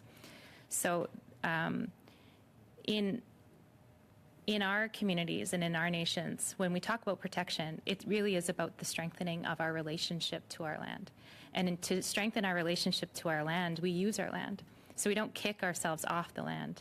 And so it's quite an interesting discussion point, because it links back to this whole notion of authorities and assertion of rights and Indigenous rights, and who has the authority to make decisions over what.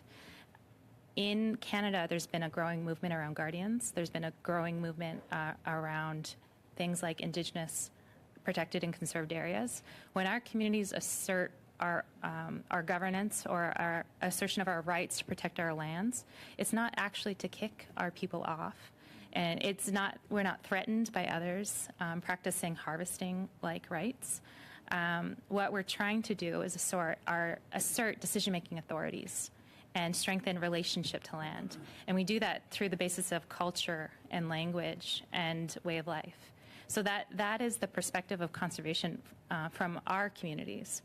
And legislation and the importance of legislating a way forward to recognize that that role that IPCAs could play within the Canadian landscape to fit things like 30 by 30.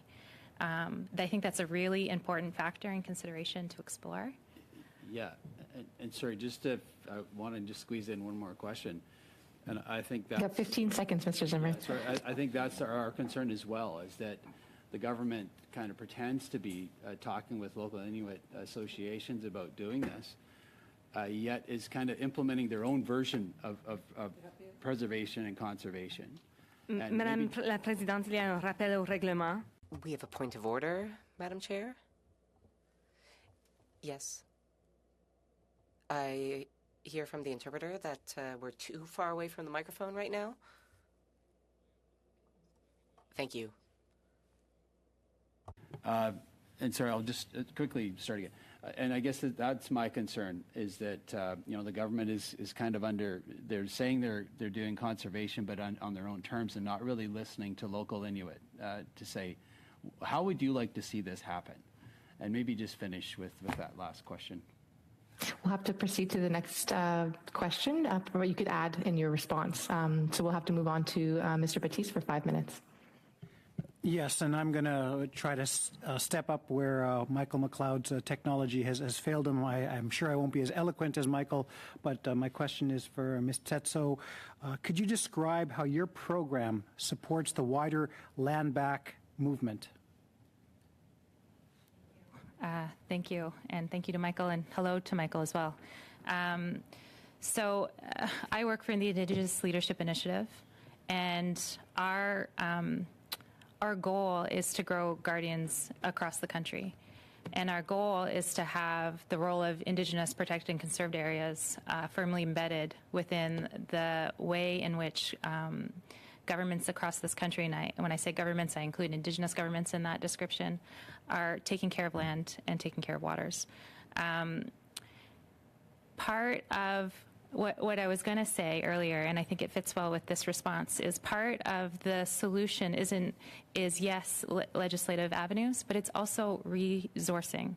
In order for Indigenous communities to be in an empowered position to work in partnership with other levels of government, and when you empower our communities to work in partnership, it's a benefit not just to our communities, but it's actually a benefit to all Canadians. We can't do that unless we're properly resourced. You know, I've heard a lot of federal leaders talking about the importance of reconciliation and the respect for Indigenous peoples and our nations. But our nations, it's not an equal playing field.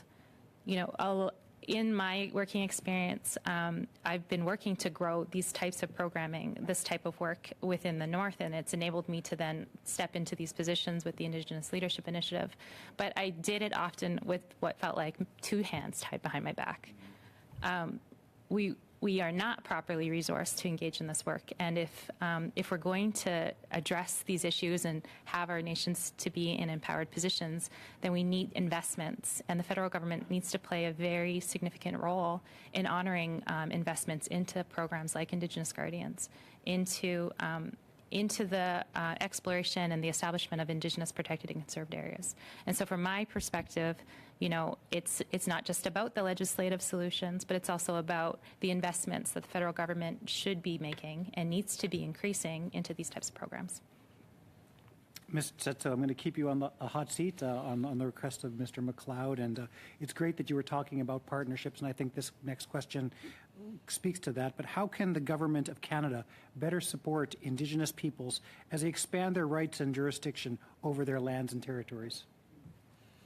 In some of the work that we're engaged with, and again, not to, but intentionally, yes, to re-harp on the issue of resourcing. We've seen a growing movement across this country.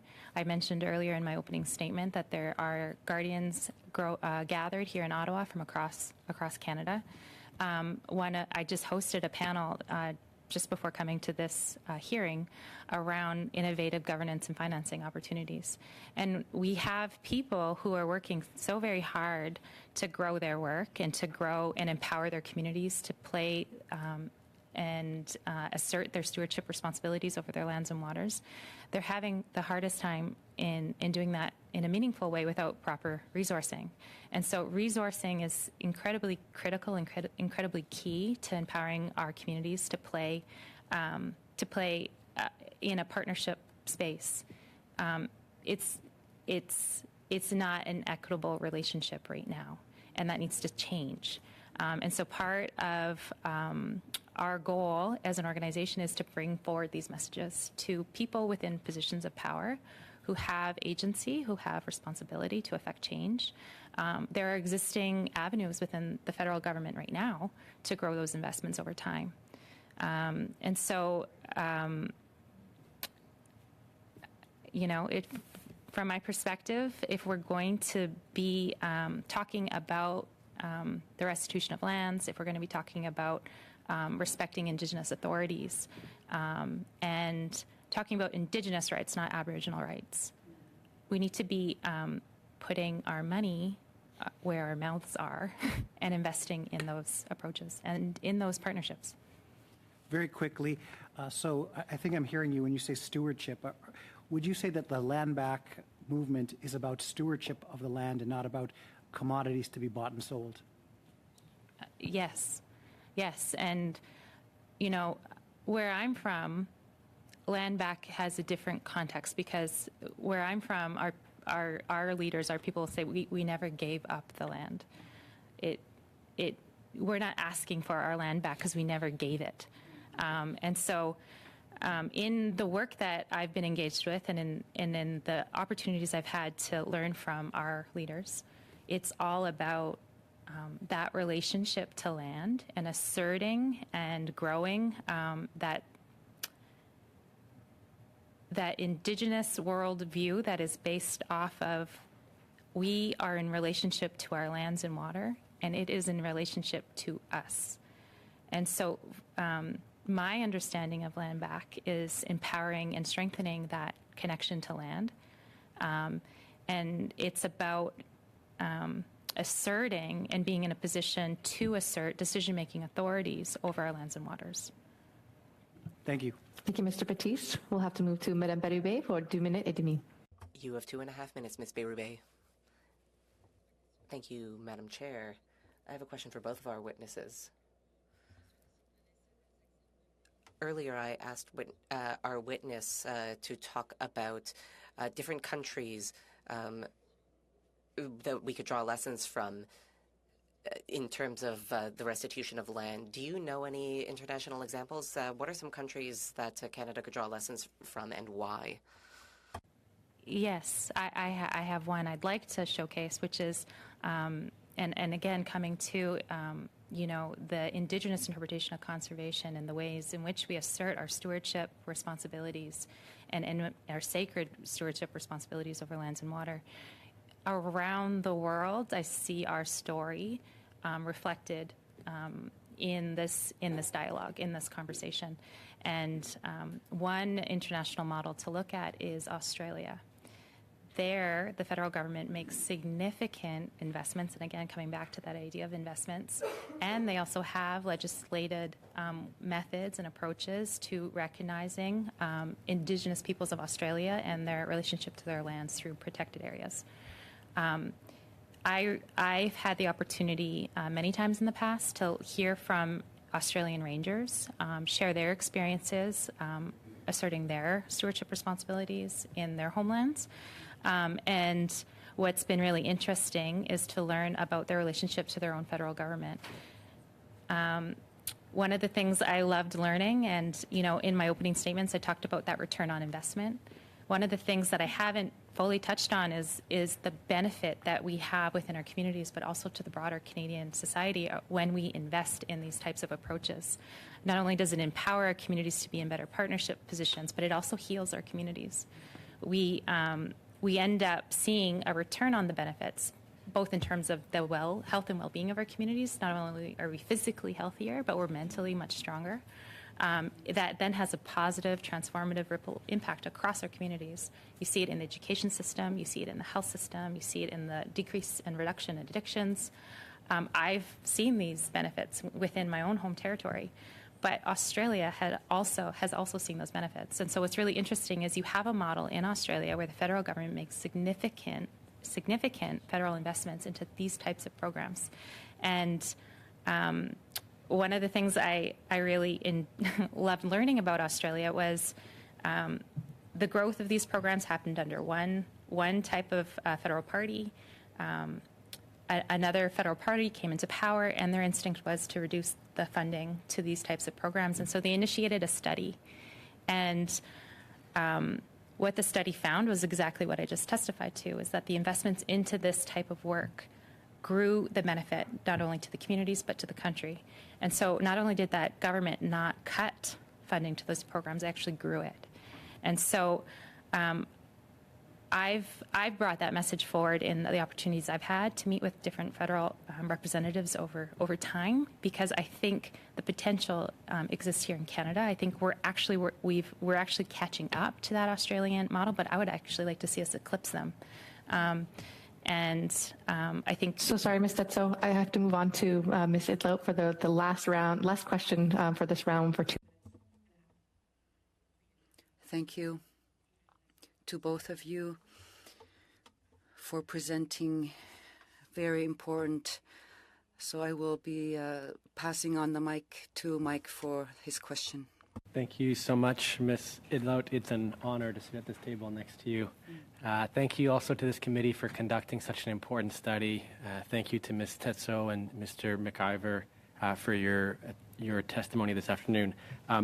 I represent a community that's part of Block 2 of the Haldimand Tract.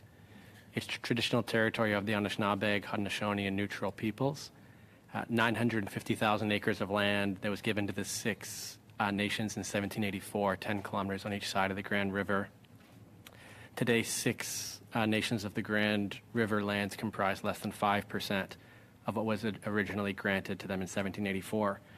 When I speak with Indigenous leaders back home, they tell me very clearly that reconciliation begins with land back. And so I'm keen to respond to them with the parliamentary tools that are available to me as an MP. For example, with respect to sharing information about parcels of land owned by the federal government that's in Kitchener. I'd appreciate your advice, maybe starting with you, Ms. Tetso, assuming we're short on time, if you have any, and if not, then to Mr. McIver. For myself, for this committee, and for other parliamentarians who are in positions like myself who want to consider advocating for processes for returning federal land back to Indigenous communities. Thank you. I feel like I'm going to likely harp on the same types of messages, but in my experiences and being able to connect with Indigenous communities from across the country, this afternoon I heard from an Indigenous leader who was from just outside of Winnipeg, so very sort of similar context in the sense that more of an urban-based reality. And for me, coming back to the whole idea of land back, it really is about that assertion of decision-making authorities over land. And so for me, you know, how is that community being supported to assert their decision-making authority over their lands? And how are they being resourced to be in an empowered position to do so? In my experiences, things like Guardians program give tools back to communities to be in that position, to be the eyes and ears of their own land that then inform the resource decision-making around their territories, but then also enable them to have an empowered voice when dealing with other levels of government. So for me, for all of the communities I've engaged with, programs like Guardians programs can empower that conversation and can empower that dialogue. But for all of the Indigenous communities that I've ever worked with, it really comes back to decision-making authority. And so how are they being empowered to be resourced to assert their decision-making within their home territory? So. Thank you very much, Mr. Morris. Unfortunately, we are out of time. Mr. McIver, if you'd like to permit or provide a written response to that answer, certainly love to hear your thoughts as well. But I'd like to thank everyone for joining us today. Thank you for your testimony. Thank you for this study. Thank you for our committee members. And we will adjourn. Thank you, Madam Clerk. Good night.